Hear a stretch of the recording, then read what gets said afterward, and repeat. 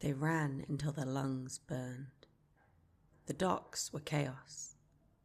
Water that had once flowed in serene, disciplined channels now churned violently, slapping against stone embankments and splashing over walkways.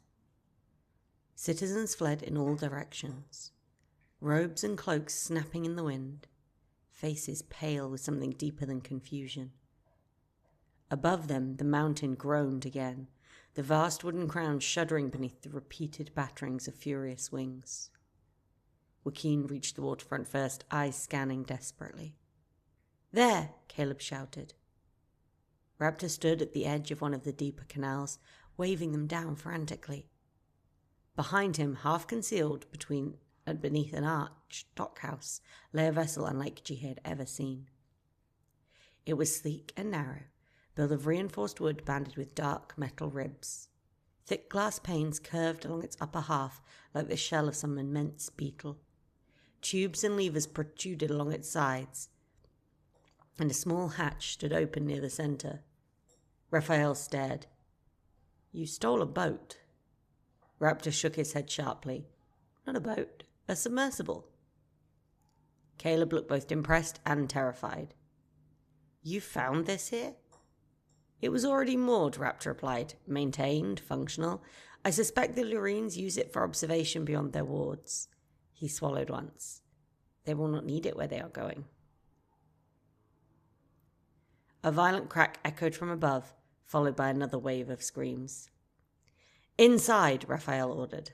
They did not argue. Jihye ducked through the hatch first, their air inside cool and faintly metallic. Joaquin followed close behind her, then Caleb, then Raphael. Raptor climbed in last, already moving toward a cluster of dials and levers with familiar confidence. Estatrix did not enter. He stood at the dock's edge, looking out toward the open sea beyond the city's protective channels. For a moment, his gaze met Jihye's through the thick glass. Then he stepped off the dock. He did not fall. He changed. The water rose to meet him, folding around his body as it expanded, stretched, and reshaped. Human form dissolved in something vast and purple-hued, scales catching light even beneath the churning surface. Fins unfurled, a long eel-like body coiled once, twice, and then he was gone beneath the waves. Raptor sealed the hatch. "Hold on," he muttered. The submersible lurched as the ballast shifted. Water closed over the glass panes, distorting the world into wavering blues and greens. Jihye grabbed the nearest railing as the vessel dipped fully beneath the surface. Outside, chaos reigns. The city's channels were no longer calm corridors, but roiling tunnels of displaced water. Debris drifted past in slow motion, fragments of wood and stone and fabric twisting through currents that did not obey natural flow. Then Estatrix appeared. His massive form slid into view ahead of them, luminous patterns pulsing faintly beneath his scales. He did not look back, but he angled his body slightly, signaling direction. Raptor adjusted the rudder. "We follow him," he said quietly. The submersible responded sluggishly at first, then steadied as he found its line. The water beyond the city's channels grew darker, deeper. Jihye watched through the glass as the shimmering distortion of the veil's protective wards thickened around them. The boundary under the sea was different. It did not shimmer like the dome they had crossed on land. It writhed. Currents bent unnaturally, forming invisible walls that twisted pressure and depth into unnatural shapes. Several times the submersible shuddered violently as it brushed against something unseen, a ward that hummed with restrained violence. Estatrix guided them through. His body moved with confidence born of ancient instinct. He swam along the thinnest seams of the wards where magic overlapped imperfectly. Once a sudden pulse of energy flared against his flank, and he recalled sharply, scales flashing in irritation. The water around him rippled with force. Jihye felt it through the glass, a low vibration in her bones. "Almost," Raptor murmured, eyes fixed on his instruments. "The pressure is dropping." The water shifted. The unnatural currents loosened, their tight spiral relaxing into something more familiar. The shimmering distortion faded gradually, and the sea darkened into honest depth. Estatrix slowed. He turned once, great eye catching the light, then angled upward. Raptor followed. The submersible rose steadily, the hull creaking faintly as pressure lessened. Light filtered in from above in long, fractured shafts. They broke the surface miles from the veil. Raptor cracked open the hatch cautiously. Fresh air rushed in, sharp and clean. The sea here was calmer, rolling gently under a pale sky. Estatrix surfaced beside him, his vast form dwarfing the vessel.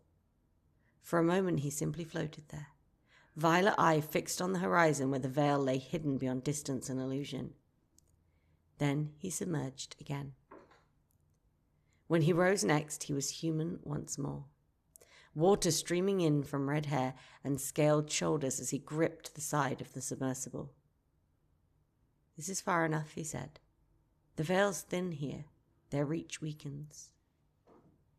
Jihye climbed out onto the deck, legs trembling slightly. The horizon looked ordinary again, too ordinary. In the distance, land curved gently along the coastline. Smoke rose faintly from what looked to be a small village nestled between dunes and low hills. They steered towards it. The approach was quiet. No one spoke much as Raptor navigated them closer to shore. The adrenaline of escape had begun to settle, leaving behind exhaustion and a hollow ache where certainty had once lived. When the submersible scraped softly against sand, they disembarked carefully. Estatrix remained in the shallows, watching the sea for several long moments before stepping fully onto land. They made their way inland toward the village. The path was narrow and lined with scrub grass, the air warmer here than near the veil. Jihye felt a strange heaviness behind her eyes, a fatigue that was not entirely physical. They had not gone far when Joaquin slowed. "There," he said quietly. Ahead, beside the path, sat a neat little campsite. A small kettle hung over a modest fire, a blanket lay spread neatly upon the grass. A wooden crate served as a makeshift table. Upon it rested a porcelain teacup, steam curling lazily into the air. And seated cross-legged beside it was a woman with blue hair. It was not the bright artificial blue of dye, nor the pale blue of frost. It was the deep, shifting blue of ocean at dusk. Her hair fell loose down her back, catching the light with faint iridescence. She held her teacup delicately between long fingers and regarded them with mild curiosity. "You look," she said pleasantly, "as though you have lost something important." Raphael did not lower his guard. "Who are you?" "A traveller," she replied lightly. "A collector." "Of what?" Joaquin asked. She smiled faintly. "Memories." Caleb blinked. She gestured towards the fire. "You look tired. Sit. Share some tea. Share your stories. I promise I take nothing without permission." Estatrix watched her carefully, expression unreadable. Jihye felt something shift inside her. Not danger, not exactly. But not safety either. Raphael stepped lightly forward, eyes narrowing as he examined the woman. "You are not human." She tilted her head. "No. Nor you, Lorene?" A small laugh escaped her. "Heavens, no." Jihye surprised herself by stepping forward. "We do not have time," she said quietly. The woman's gaze sharpened slightly as it settled on Jihye. "Oh," she murmured, "you have more time than you think." The words struck uncomfortably. After a brief exchange of looks, Raphael nodded once. They sat. Tea was poured. It tasted faintly of herbs Jihye could not name, warm and grounding. The woman listened as they spoke in fragments, not the full story, but enough. The veil, the eagle, the translator. The woman's eyes softened. "There is something locked," she said eventually, gaze fixed on Jihye. something you've not allowed yourself to see. Jihye's stomach tightened. Raphael shifted beside her. Explain. The woman leaned forward slightly. With your permission, she said gently, I can help her remember. Jihye hesitated, then nodded. Raphael placed a steadying hand on her shoulder, and the woman's fingers brushed Jihye's temple. The world tilted.